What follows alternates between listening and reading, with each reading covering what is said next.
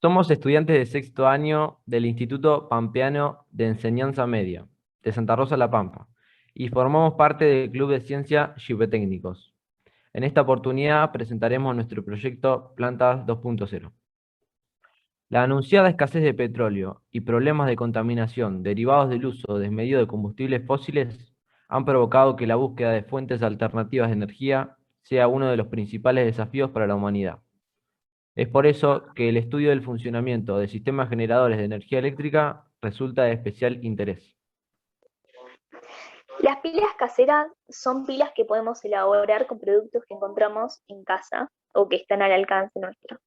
Además que son fáciles y simples de hacer y funcionan bien. Existen varios tipos de pilas caseras y se pueden elaborar a partir de distintos materiales. Por ejemplo, existe la pila de limón, que es muy conocida y que puede que no genere una gran cantidad de corriente eléctrica, pero funciona. La experiencia que les queremos presentar está vinculada con las ciencias naturales y nuestro disparador fue el proyecto Plan E. Fue creado por una compañía holandesa que tenía el enfoque de generar electricidad con plantas. Es una forma muy innovadora debido a que es muy amigable con el medio ambiente y se puede usar en cualquier lugar. Los fundadores de Plan E miraron a la naturaleza preguntándose si toda esa energía se podía aprovechar de alguna manera. La solución la encontraron en la fotosíntesis de las plantas.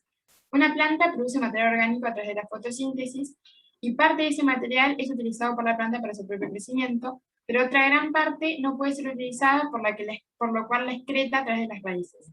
En el suelo alrededor de las raíces existen bacterias que lo que hacen es descomponer este material orgánico. En esta degradación se liberan electrones como producto de desecho, los cuales los podemos utilizar colocando electrodos.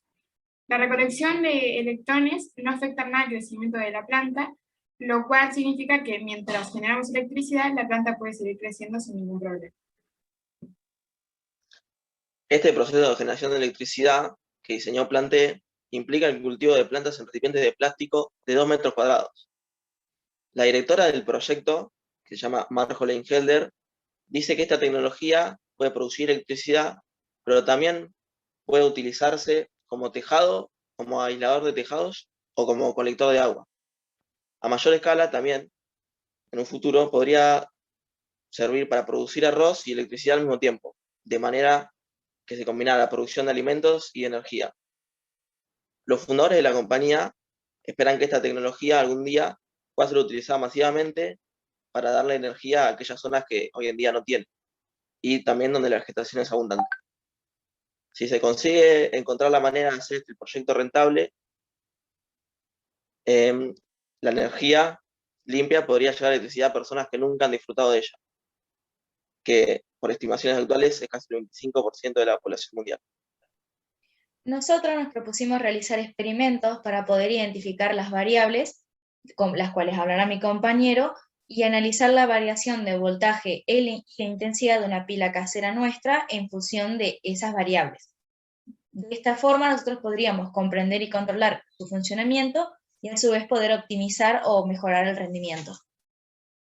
Este fue uno de los primeros diseños que presentamos, que consistía en una planta con una llave y una estaca introducidas directamente en la tierra, donde conectábamos un multímetro mediante cables, lo que nos permitía medir su voltaje y su intensidad. La primera variable que tuvimos en cuenta fue el tipo de agua de riego. Probamos 4 tipos de agua. Probamos agua con sal, agua destilada, agua mineral y agua de lluvia. Llegamos a la conclusión que el agua mineral y el agua de lluvia eran las ideales, pero a su vez tuvimos en cuenta un tema ecológico, por lo que decidimos que el agua de lluvia es la más aceptada. También probamos modificando el pH del suelo. Tomamos una planta y le reducimos su pH, hicimos mediciones antes y después del proceso. Lo mismo hicimos con otra planta en la cual disminuimos el pH de la misma. Este factor nos dimos cuenta que no tenía tanta influencia, ya que los valores de intensidad y de voltaje se mantenían prácticamente estables. También tuvimos en cuenta los tipos de conexión entre plantas. Tuvimos en cuenta conexiones en serie y en paralelo. Las conexiones en serie son aquellas en las cuales la intensidad se mantiene, pero la tensión se multiplica por la cantidad de plantas o pilas que tengamos conectadas entre sí. En paralelo, lo que ocurre es que la tensión se mantiene y la intensidad se multiplica por la cantidad de plantas conectadas entre sí. De esta manera, lo que podemos hacer es utilizar este tipo de conexión según las necesidades que tengamos, de tensión o de intensidad. También tuvimos en cuenta el tipo de material de los electrodos y el tamaño de los mismos. Este es uno de los factores que más influía en la obtención de energía, ya que logramos ver con las diferentes combinaciones una amplia variación en lo que es tensión e intensidad. Llegamos a la conclusión que el cobre y el acero era la mejor combinación. También logramos ver que el tamaño no influía. Al final de todo el proyecto pudimos sacar 3 conclusiones.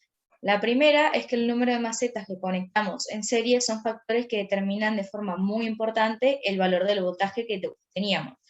Y de esa misma manera la cantidad de macetas que conectábamos afectaba aún más el valor de la intensidad.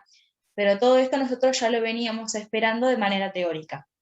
La segunda conclusión que sacamos es que el voltaje y la intensidad de la pila presentan mayor dependencia en la naturaleza de los electrodos, es decir, de su tipo de material, y los resultados obtenidos no se veían alterados por el tamaño o por la cantidad de electrolitos que utilizábamos.